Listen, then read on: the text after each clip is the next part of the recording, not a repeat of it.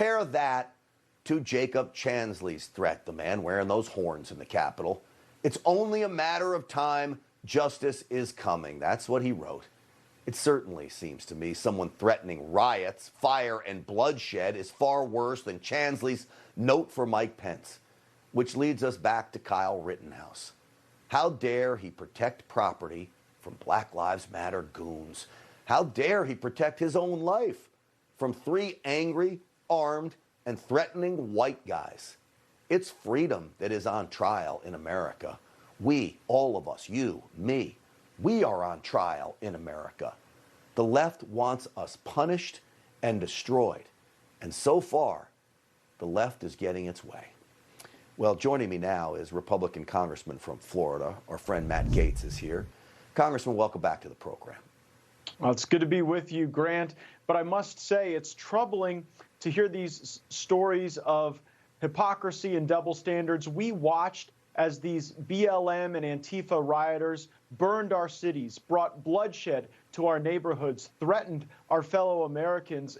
It was terrorizing. And, you know, this QAnon shaman is like a relatively harmless, nonviolent vegan. And the notion that he's got to be in prison for 3.5 years to settle some sort of political score defies justice. The American people deserve a Department of Justice that is the least political agency in Washington. And instead, what we've got is a Department of Justice that is the most political agency in Washington, becoming essentially the enforcement wing of the Democratic Party. Now what we see is abject threat construction. They want the American people to believe that anyone who is not totally on board with the disastrous Biden regime is somehow a domestic terrorist, whether it's the school board parents getting flagged by the Department of Justice or people who didn't commit any violence on January 6th, but are somehow this ongoing threat. You know, Matt, you bring up the Justice Department being weaponized. Just today, the DOJ Inspector General issued a report that says the Justice Department is failing to follow policies and procedures to protect against politicization, calls into question everything that's happened to President Trump. We see the weaponization of the Justice Department now. And then we have this. Why do you think it is that only you, Marjorie Taylor Greene, maybe a couple others, are speaking out against these political prisoners of January 6th? Why isn't every Republican congressman on the steps of the United States Capitol holding a press conference every day trying to free these people?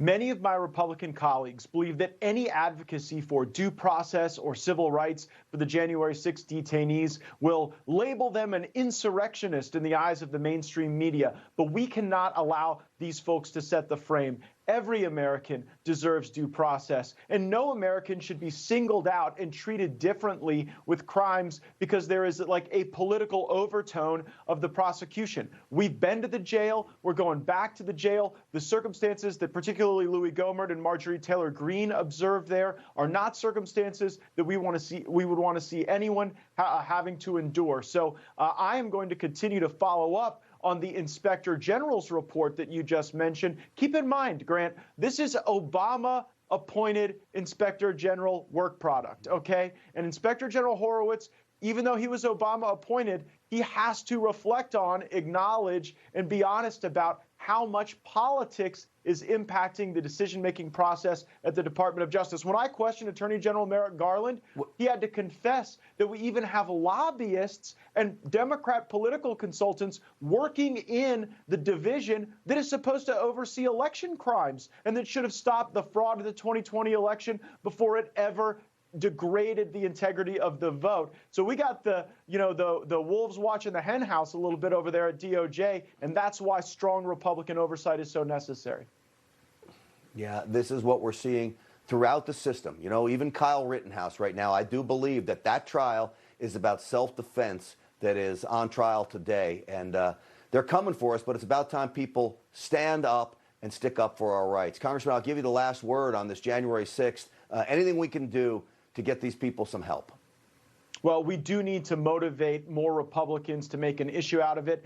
Thank you for your advocacy for Kyle Rittenhouse. He is not guilty. He deserves a not guilty verdict, and I sure hope he gets it, because you know what?